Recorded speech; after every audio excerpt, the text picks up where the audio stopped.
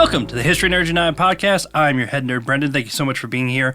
Today, author Keren Blankfeld in her book, Lovers in Auschwitz. Yes, I know what you're thinking.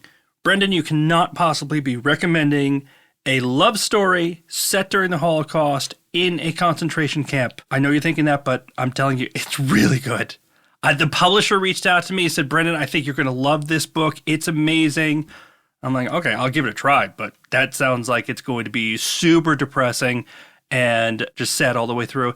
And listen, there are sad parts, obviously, but the book is full of a lot of hope.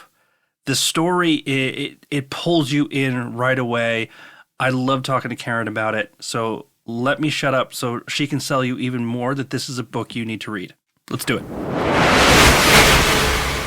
And here we are with author Keren Blankfeld, Lovers in Auschwitz, A True Story. Keren, thank you so much for coming on. Thank you so much for having me. It's a pleasure. Keren, I got to ask this right off the bat because this was my first thought picking up the book. It is very hard getting a nonfiction book greenlit, almost impossible. I've talked to enough authors. What happened when you said to your publisher, hey, I've got a great romance story? Oh, what's the setting, Keren? Auschwitz during World War II. Did they call security? Did they say they want you to go see somebody? How did that conversation go? So, yeah, I was actually not expecting this to publish. This started off as an article for the New York Times. So I had that conversation with my editor at the Times. I emailed him and I said, so I want to write this story. It's about a couple who met and fell in love in Auschwitz. And she was a graphic designer. And the response I got from him was, you know, we publish nonfiction, we publish journalism. This sounds not real. It sounds like it's not real. So I told him, you know, I have sources, I have the background material, and then I wrote the piece. And after I wrote the piece for the Times, actually, my first reader is always my mom. So I sent it to my mom and she said, they're never going to publish this. This is a love story. This isn't for the Times. And they ended up loving it. So they published it and it was crazy. It went viral totally unexpectedly. I woke up the next day, it was my son's first birthday party. And suddenly people were texting me nonstop that it was trending on Twitter. And I was just totally taken aback. And so from there, I approached a publisher and it was an easy sell after the article came out. Yeah, you got to get that kind of beta test out there first before they go for the whole. Well, I mean, this is also a bit personal for you because I believe your grandparents are Holocaust survivors? They are. All four of my grandparents are survivors. And that's how I got interested in the subject. I grew up hearing about these stories and they each have very different stories. My grandmother was hidden in a cellar for 630 days. And I interviewed her about this, and the descriptions she gave me were so vivid and so terrifying. She describes leaving the cellar and suddenly having to speak again and not knowing how to use her voice out loud and having to relearn how to walk. And my two grandparents were partisans and became Soviet soldiers fighting the Nazis. My grandfathers, and my other grandmother was a child of Tehran, meaning she got put in a ship from Poland with a bunch of orphans and was sent to Tehran on her way to Palestine, where she grew up without her family in a kibbutz. And she was 9 years old. It's got to be hard as a writer to manage the emotions when you have that connections. I know if I read something, from Ireland, especially the potato famine, anything like that, is this something that gets to you as you dig really, really deep into the mechanics of Auschwitz in this. Is this something where you have to get up and you have to go for a walk sometimes, or just say, hey, I'm putting it down for a few days because it's just getting too heavy?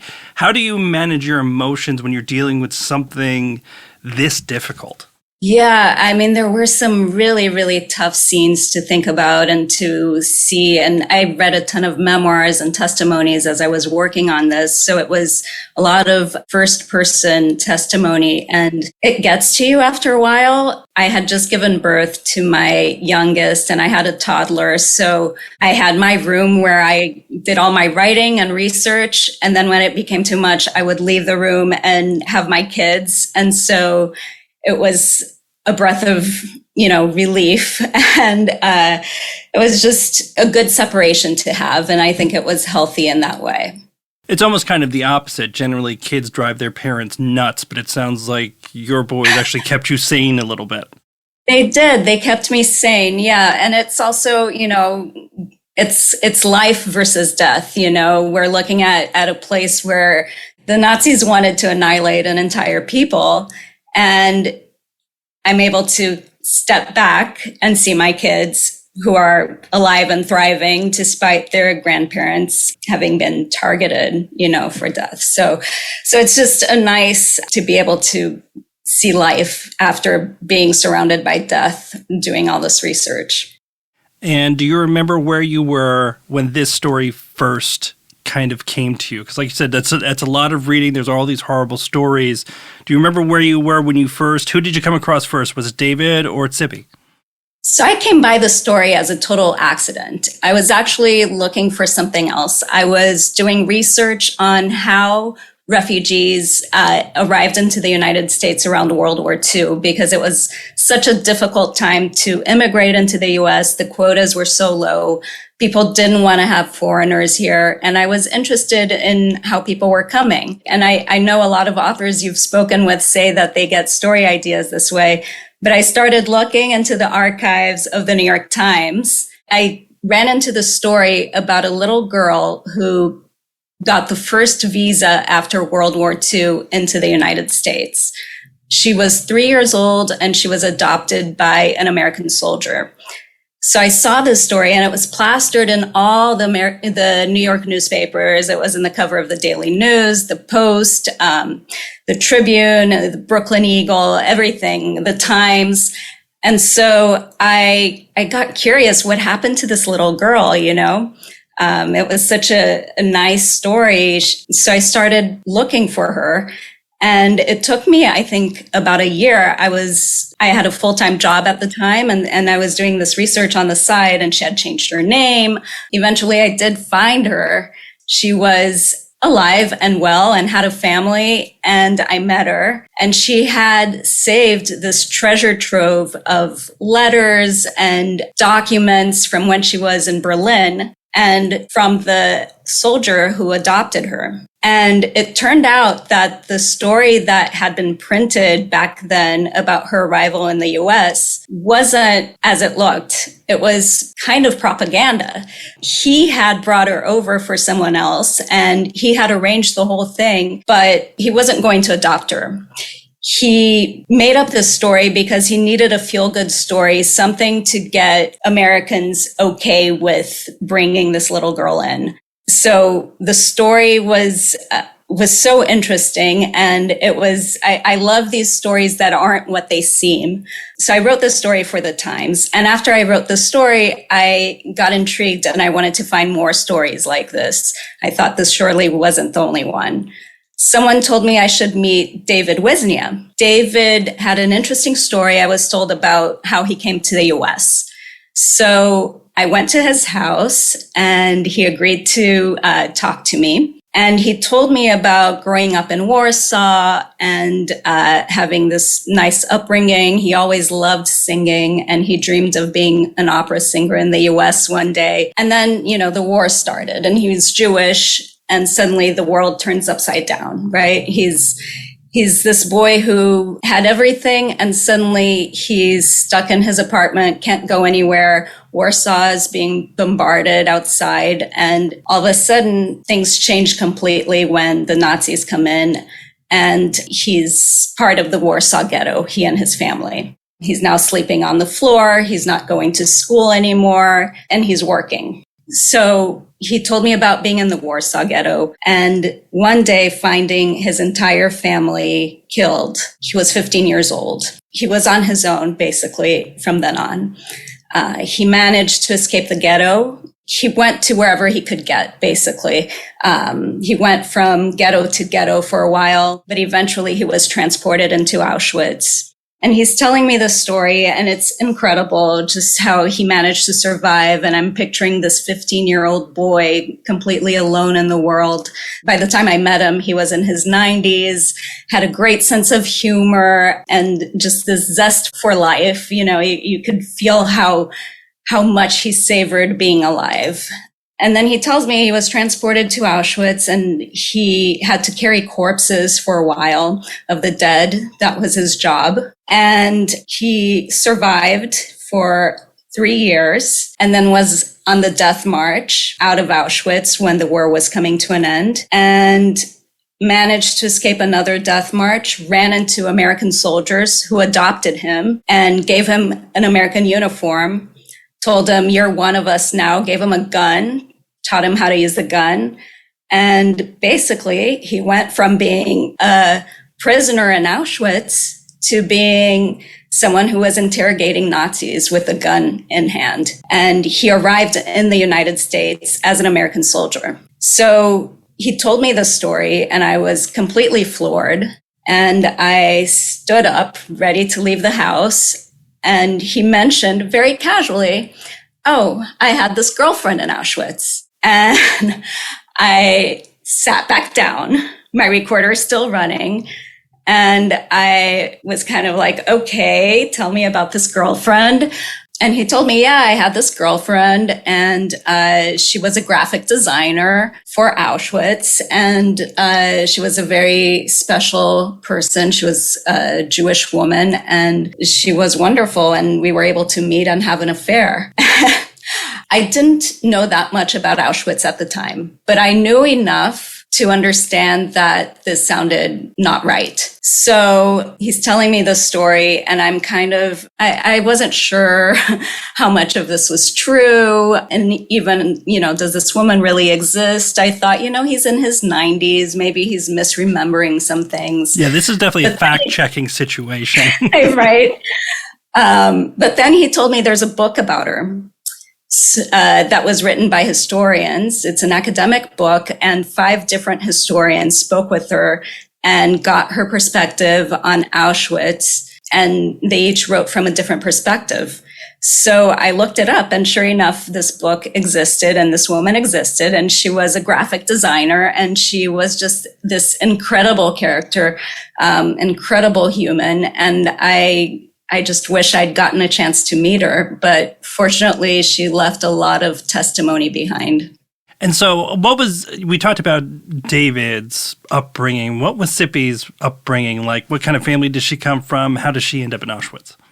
So Zippi also grew up in this middle-class family. She was in Bratislava, which by then was part of Czechoslovakia. And she grew up in a place where she enjoyed the outdoors. She was very active.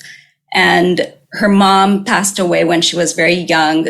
So she was sent off to live with her grandparents. And her brother continued living with her father. So she grew up, without a mom, but she was very close to her grandmother. And she was very strong-willed and feisty and had this grit, which I think served her really well later on. She always wanted to be a graphic designer. So she walked into this shop, for instance, and basically demanded a job. And the shop owner said, "We don't hire women. This isn't work for women." And she said, "Well, you're hiring me. I want to work here."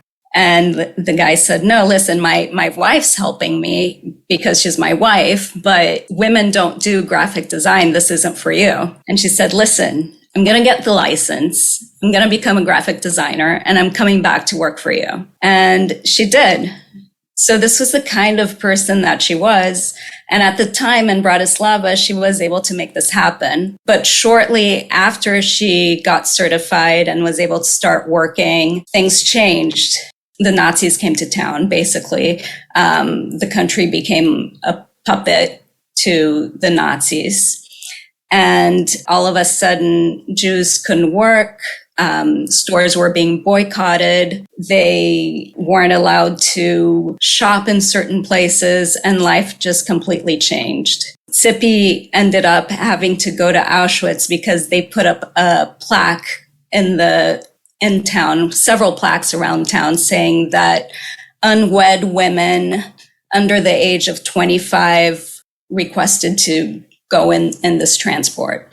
And they all thought that they'd be going somewhere temporarily to work for a few months in the fields or something like that. And of course, she arrived in Auschwitz and she realized right away that this wasn't what she thought it would be.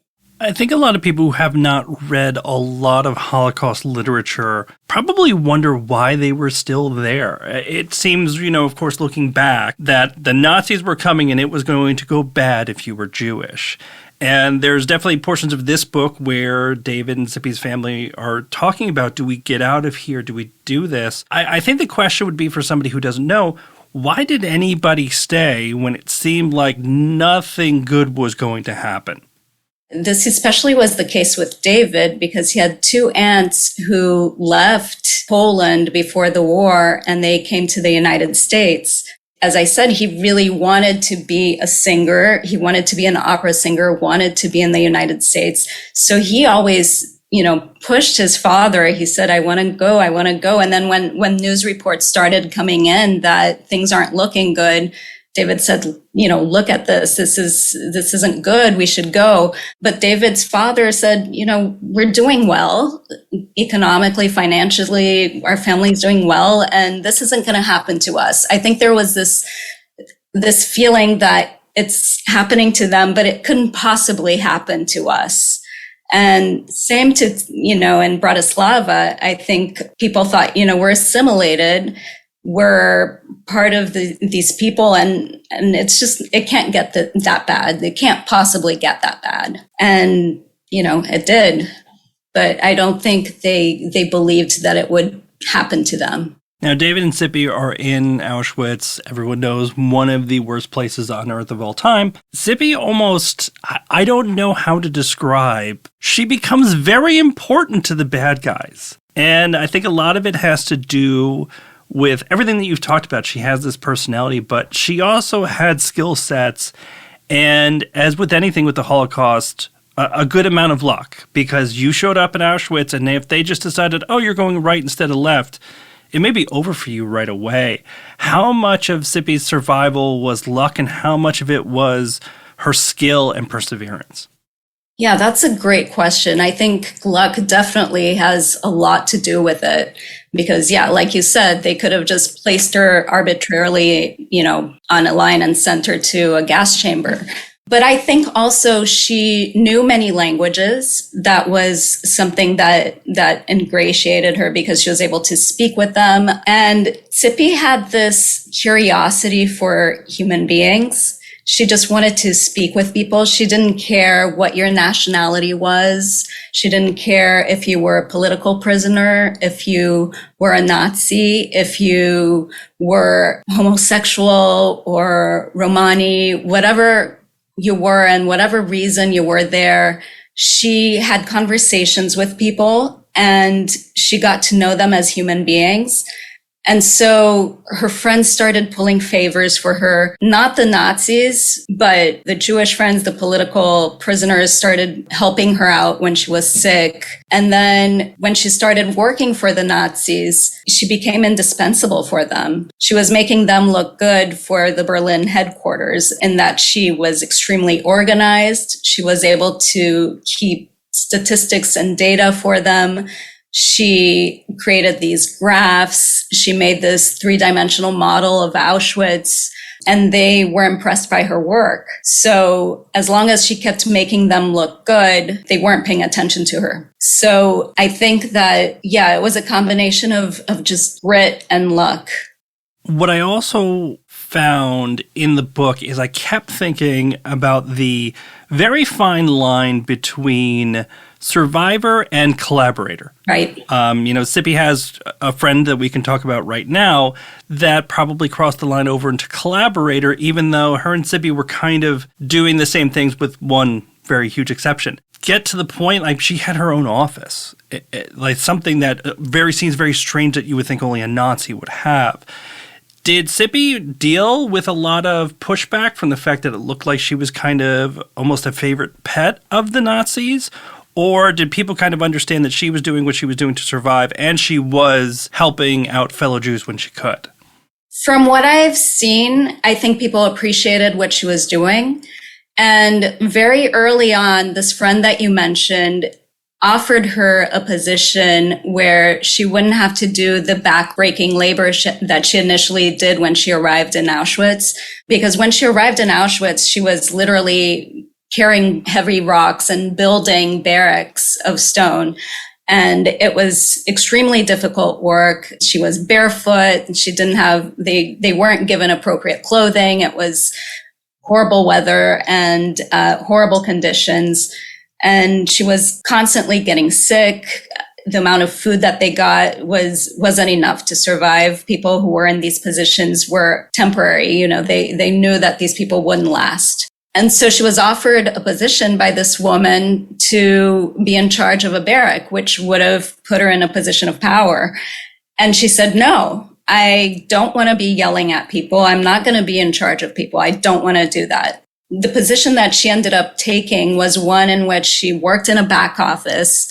She wasn't having to order people around to, admonish anyone. She was just working at a desk, creating graphs and statistics and saving people. And in comparison, Zippi seems to have those street smarts, figure out ways out of things. And I want to say I like David very much. He seemed to play a little bit more fast and loose. I mean, when we're talking about the separation between luck and skill, I think he had to lean a lot more into the luck and maybe a friend or two to kind of end up where he did, right? Yeah, David was such a character. He was also much younger than Zippi. I need to put that out there. He was 7 years younger than her. So when he lost his family, he was 15. By the time he got to Auschwitz, he was 16. And when he and Zippi started seeing each other, he was 17 and she was 24. So it's a big age difference. And I think that he missed out on much of his youth. The war started right after his bar mitzvah. He was 13 years old. And so he didn't get a chance to be a kid. He had to take care of himself, and he did that. He was very savvy in surviving and using his voice to entertain the Nazis and, get himself well liked. He was also very charismatic. I mean, I met him and he was just extremely charming. And I think that helped him. But yeah, he took a few more risks than Zippi would ever have wanted to take. And I think that his charisma, his voice, and his relationships definitely helped, along with luck, of course. Now, I want to ask this question without being crass, but I can't kind of think of a way to do it. But I think people might think, oh, lovers in Auschwitz, they were probably sending love notes. That's what we're defining it as. They figured out how to kind of meet up physically. And I think as much as there's a lot of stuff in here where you're like, wow, to me, that's almost the most amazing part. And it's darkly almost hilarious in a way that basically they'd have to meet up and they'd have to go to a certain point and they might have lookouts. Like it sounds like a high school kids meeting up with their friends watching to make sure the parents don't come around. But instead it's this extremely dark, dangerous situation just for them to physically be together, right? Yeah, it was incredible to hear how far they went to have these few moments of just being together. It started out as passing little notes, which, by the way, was extremely dangerous. If they were caught writing at all, beyond the statistics she had to write, just writing notes, they would have been in trouble. But they passed notes. And then eventually Zippi, because of her position, was able to create this space that was basically made up of, there were these warehouses that kept clothing that belonged to the prisoners that had been confiscated from the prisoners when they arrived in Auschwitz. So imagine packs of these clothing that were essentially like little bricks bundled together, piled on top of each other. And they created this space where if you took a couple of the bricks out, you could step in and then put the bricks back in. And there was a hollow inside that fit two bodies. And once you put the two bricks back up, if you didn't know any better, it just looked like, piles and piles of bricks. But there was this small little hollow where they could fit two bodies. And she got another prisoner to kind of stand guard and send out a signal if someone was coming. And they met for a few minutes, and this lasted just for a few months. But David said, it was worth the risk. When they registered into Auschwitz, they were tattooed and they became numbers. But once they were in this hollow, they got their humanity back. They were two human beings who could touch each other as human beings and not be numbers. It's extremely impressive that they did it. And I can totally understand taking that risk. And the more I looked into this, they weren't the only ones doing it. Other prisoners were doing this too. There were quite a few little affairs happening. I mean, for the listeners, I think a lot of people have done a lot to hook up in high school and things like that, but it does not compare at all to the thought of actual death. Right. If something goes wrong. With the two of them, do you think it's right place, right time? Was there something stronger than just, I saw you across the courtyard, we can do this safely? Do you think there was a real attachment here, or do you think it was almost trauma bonding in what we would call right now? Well, David would tell you it was right place at the right time, I think. He definitely fell for her. He cared deeply for her. But I think that it was this opportunity to become a human being again, to get out of this world of darkness and a world of death and remember what life could be. So for them, I think it was just a moment of love and lust and just having joy again. For Zippi, it might have been a little different. I think she became more invested in him. But again, she was much older than he was. She was more experienced. She probably had different expectations. Yeah, I don't want to give too much away, but David is definitely the younger partner here, and there might be portions of the book where you might want to give him a little slap, but, it's some very challenging situations here. Yeah, I mean, I cut him a lot of slack. I think that he was a boy, he was a kid, and he did his best. Everyone was just doing their best. Now, if I could send you back in time to talk to any person from the book, I'm going to take Zippi off. That's too easy. You already said you'd want to. But if I let you talk to any other character from this book that you weren't able to talk to, who's number one on your list? I have two number ones. Is that okay? Go for it. Both of them. Do it. Okay. Well, you mentioned Katya, not by name, but you mentioned a woman that Zippi worked with. Katya was this Jewish woman who came in the same transport into Auschwitz with Zippi.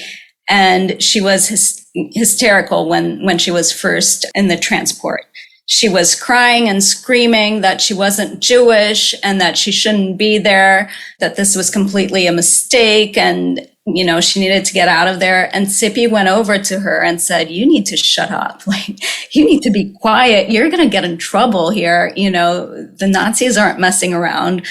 Just be quiet and don't call attention to yourself. And from that moment on, Zippi stayed with Katya and they became friends. And eventually, Katya did get this position of power in the camp. She was in charge of roll call and she was able to basically tell the commandants in the camp what she wanted. And they would do it because she helped them organize. And Zippi went to work for her. So Katya to me was this enigma. After the war, she disappeared and she never wanted to talk about it. I would love to talk to her about it. She also had this affair with this horrible, sadistic Nazi who was known for just taking all this pleasure in killing families and just being as horrendous as possible when he was killing people. And she had an affair with him.